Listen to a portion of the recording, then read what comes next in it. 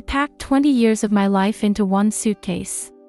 Just 44 pounds to represent everything I was and hoped to be. I remember standing at Manila Airport, my palms sweaty against the handle of that worn blue suitcase, staring at the departure board and wondering if I was making the biggest mistake of my life. My name is Rosa. I'm 48 now, but at 28, I left my fishing village in Cebu, Philippines, with $700 in my pocket and a conditional acceptance to nursing school in Seattle. The journey began long before I boarded that plane. Growing up, our house sat on stilts near the shoreline. My father was a fisherman like his father before him. Every morning at 4 a.m., I'd help him prepare his nets before heading to school. The smell of salt water and fish scales is permanently etched into my memory. Education is the only thing no one can take from you, my mother would say as she braided my hair each morning. She worked as a part-time seamstress, saving every extra peso in a tin can hidden under a loose floorboard. "This is for your college," she'd whisper when she thought I wasn't paying attention. I was the first in my family to finish high school. College seemed impossible until my cousin Mila returned from a 2-week medical mission in our village. She worked alongside American nurses treating children with preventable diseases. "These nurses make $65,000 a year in America," she said. "But more than the money, they save lives every day." That night, I couldn't sleep. I kept thinking about my younger sister who died from pneumonia when I was 12. The local healer couldn't help her. We couldn't afford the 4-hour boat ride to the hospital on the main island. It took 6 years of working at a local clinic, saving every peso, and countless late nights studying English medical terminology before I qualified for an international nursing program. The acceptance letter came on a rainy Tuesday.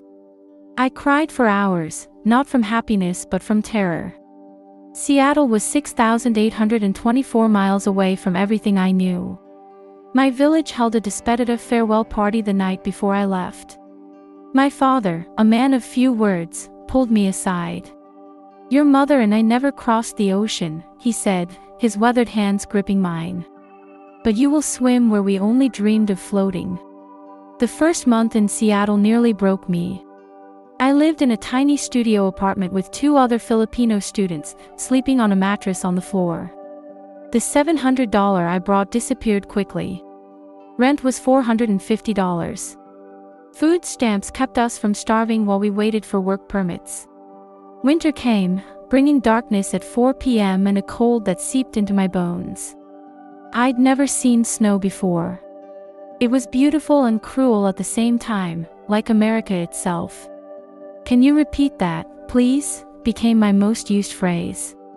My English was good on paper, but American speech patterns and medical jargon left me struggling.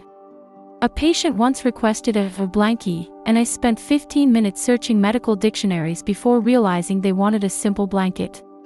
I called home once a month, standing in line at calling centers where international calls cost $2 per minute. I never told my parents about the nursing instructor who asked if we even had hospitals in the Philippines. Or about the patient who requested, not the foreign nurse. My breakthrough came during my 2nd semester. An elderly Filipino man was admitted with heart failure. None of the staff could understand his mix of Cebuano and broken English.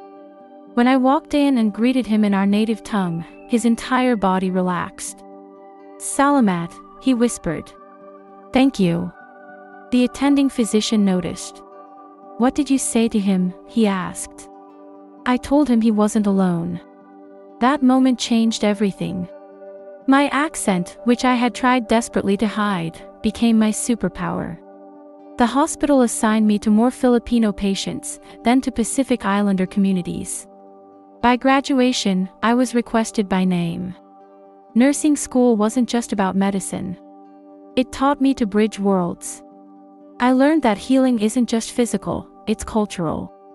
A Vietnamese patient refused pain medication after surgery because in his culture, suffering in silence was honorable. An elderly Japanese woman wouldn't eat hospital food until her daughter brought rice. These weren't cases of being difficult patients, they were people trying to maintain dignity in a foreign system. I graduated with honors and $42,000 in student loans. The ceremony was bittersweet. My parents couldn't attend due to visa issues. I FaceTimed them from the bathroom before walking across the stage, my mother crying so hard I could barely see her face on the tiny screen. "We see you, Anik," my father said. "The whole village sees you." My first job paid $58,500, more money than my father had earned in his entire life. I sent $500 home every month. Within 3 years, my parents had a new roof. My youngest brother started college. Success came with a price. 7 years into my career, I worked 60-hour weeks at a prestigious hospital. I had a corner apartment with a view of Puget Sound. A reliable car. Designer scrubs. From the outside, I had achieved the American dream. Inside, I was drowning. The pandemic hit healthcare workers like a tsunami. For immigrant nurses like me, it was doubly devastating. I couldn't travel home when my father had a stroke. I watched his funeral on a glitchy Zoom call, standing in a hospital supply closet during my break. 3 days later, I was back at work, helping intubate COVID patients. A colleague found me sobbing in the parking garage after a triple shift. "You need to rest," she said. "I can't," I replied. "If I stop working, I'll start feeling." That night, I dreamed of fishing nets. In the dream, I was trying to catch stars with my father's old nets, but they kept slipping through the holes. I woke up knowing something had to change. The idea came from my own struggle. What if there was a support system specifically for immigrant healthcare workers? A place where we could speak freely about cultural isolation, family separation, and the unique pressures we face. I started small, a Saturday morning coffee group at my apartment. 6 nurses from the Philippines, Ghana, Mexico, and India. We talked about everything: how to send money home cheaply, which immigration lawyers were trustworthy, how to explain to American colleagues why we couldn't just set boundaries with demanding families back home. The hospital administration noticed our improved morale and reduced burnout rates. They offered us a meeting room and a small budget. 12 nurses became 30, then 100. We added social workers and therapists to our network. Today, Bridges in Healthcare supports over 400 immigrant healthcare workers across Washington state. We offer mentorship, continuing education scholarships, and emergency funds for family crises abroad. Last year, we helped 10 nurses bring their children to America after years of separation. 20 years after arriving with one suitcase, I've learned that the American dream isn't what I thought it was. It's not about escaping your past, it's about bringing it with you and using it to build something new. I still keep my father's fishing knife in my office drawer. Sometimes when facing a difficult decision, I hold it and think about him rising before dawn, mending nets by lamplight, his hands never still. We are still fishermen, I tell the new nurses in our program. We just cast our nets differently now. My mother lives with me now in Seattle. She's 76 and still wakes up before me every day. Sometimes I find her on my balcony, looking out at the water. "Do you miss home?" I asked her recently. She smiled. "Home is not where you are from, it's where you are needed." That's the secret I wish I'd known 20 years ago. The ocean between the Philippines and America isn't just distance, it's possibility. Every immigrant carries invisible bridges inside them. We span worlds with each step.